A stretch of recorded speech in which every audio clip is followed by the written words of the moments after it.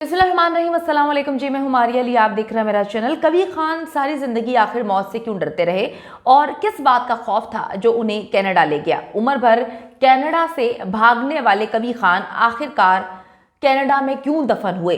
4 बच्चे होने के बावजूद कबीर खान अकेले क्यों रहते थे? उनके बच्चे उनके साथ क्यों रहना पसंद नहीं करते थे?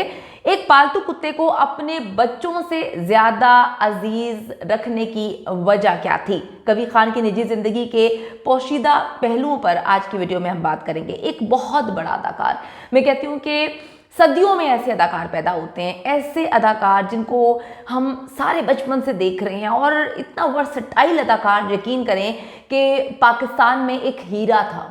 अगर हम दूसरे ममालिक की बात करें तो ऐसे हीरो की बहुत कदर की जाती है, उनको कौमी एजाज़ात से नवाजा जाता है। इनको एजाज़ात से नवाजा तो गया, लेकिन उस कौमी एजाज़ के साथ उनकी तदफीन नहीं की गई जिससे फ़नकार चाहते थे। जैसे कि हमारे फ़नकार सारी ज़िंदगी काम करते रहते हैं, आखिर में कसम पुरसी की ज़िंदगी बेचारे गुजारने पे मजबूर हैं, और जो गवर्नमेंट है वो ज़रा भी कदम आगे नहीं बढ़ाती।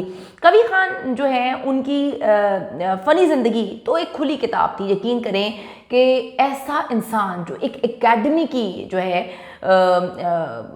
अगर मैं कहूँ कि वो एक एकेडमी थे तो गलत नहीं होगा, लोगों ने उनसे बेपनाह सीखा। और हर इंसान, यानी कि आज वो इस दुनिया में नहीं है, हर इंसान ने कहा कि जी कबीर खान जैसा जो फनकार है वो तो सदियों में पैदा होता है। उनकी जो फ़नी ज़िंदगी थी, यकीन करें, वो तो खुली किताब थी। वो अपने काम के लेजेंड थे और हमेशा जो है अपने काम की वजह से याद उनको रखा जाएगा। जब उनसे पूछा गया कि आप खुद को क्या कहलवाना पसंद करते हैं, तो उनका कहना था कि जी मैं एक फ़नकार हूँ और यही मेरा तारुफ है। मुझे इसी तारुफ के साथ जो है अपनी पहचान दुनिया में सामने लाना पसंद है और मुझे ये बहुत अच्छा लगता है। लेकिन निजी ज़िंदगी में जैसे हर एक की निजी ज़िंदगी मुश्किलात का शिकार होती है, उनकी ज़िंदगी भी मुश्किलात का शिकार थी। और ये बताना इसलिए ज़रूरी है कि हम लोग जो नॉर्मल लोग होते हैं वो कहते हैं किसी फनकार को देख कर के भाई ये तो ऐशो इशरत की ज़िंदगी जी रहे हैं, इनको तो कोई मसले मसाइल नहीं होंगे, सारे मसले जो हैं हम लोगों की ज़िंदगी में। लेकिन ऐसा नहीं है।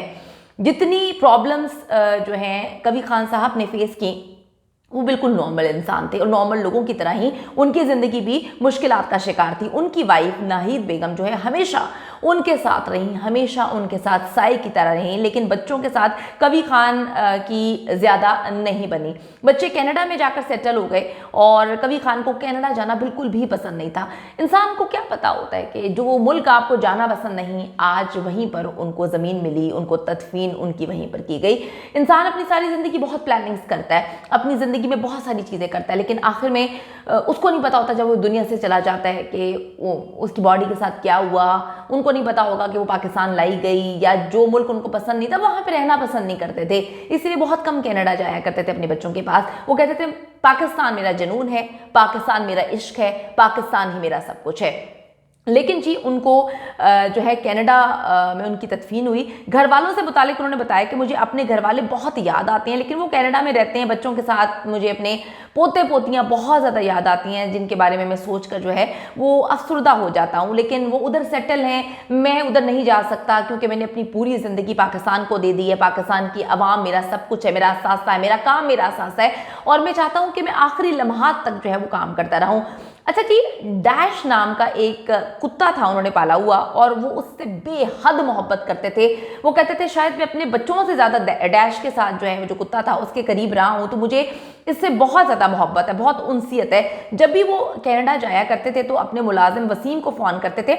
मेरी वसीम साहब से बात हुई है कॉल पे, उनसे मेरी बहुत लंबी डिस्कशन हुई। उन्होंने मुझे बहुत सारे ऐसे वाक़यात बताए कि किस तरह के इंसान थे कबीर साहब। उनका एक पहलू मेरे ख्याल में दुनिया के सामने आया। 1% दुनिया उनको जानती थी, लेकिन यकीन करें कि जितने बड़े वो इंसान थे, जितने बड़े वो फनकार थे, उससे बड़े वो इंसान थे। वो बहुत अच्छे इंसान थे।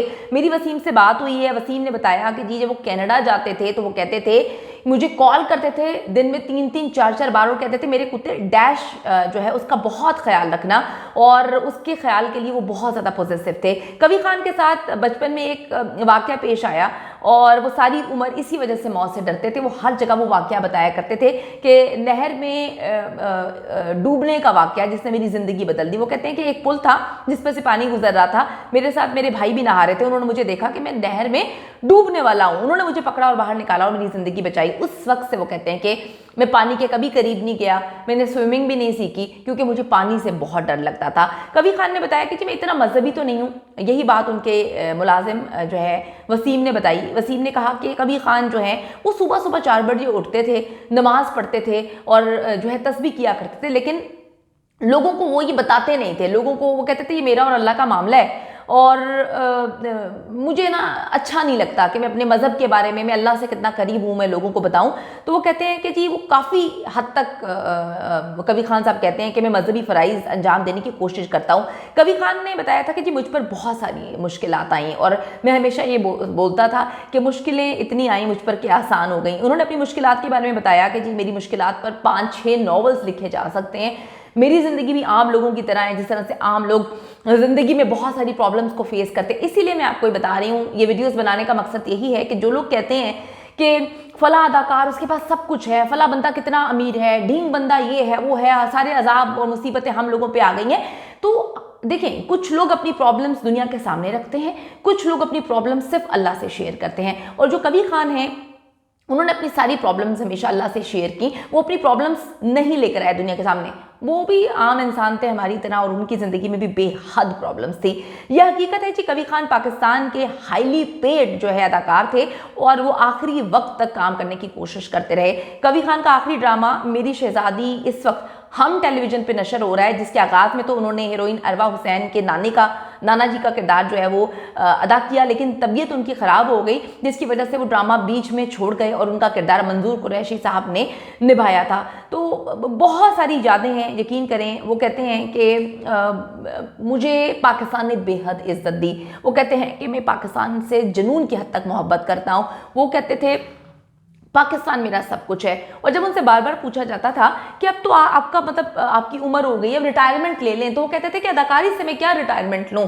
फिर लोगों ने कहा कि आपकी पूरी फैमिली कनाडा क्यों है। तो ये तो देखें एक ऐसी बात है, अगर हम अपने मुल्क पर थोड़ी सी नज़र डालें, हुक्मरानी जो है लोगों ने पाकिस्तान में करनी है, वज़ीर आज़म लोगों ने पाकिस्तान में बनना है, लोगों ने हर बड़ी पोस्ट पाकिस्तान में लेनी है, लेकिन अगर हम चीफ्स की बात करें वो भी पाकिस्तान में। लेकिन जब हम देखें कि उनकी फैमिलीज़ कहाँ पर है, तो उनकी सबकी families America, Europe, Canada, Australia, Europe हर जगह पर सेटल होती है।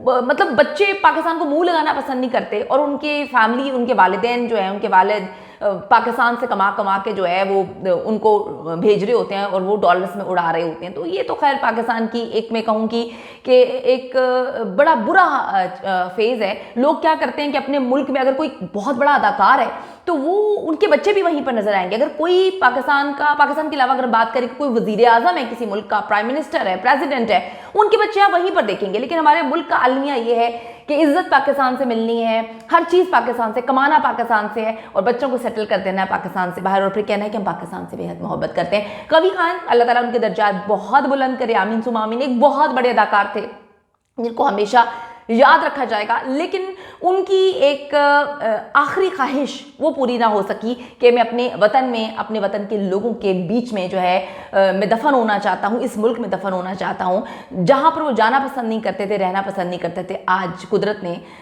या ऐसा कुछ बन गया कि उनकी तदफीन उसी मुल्क में हुई है।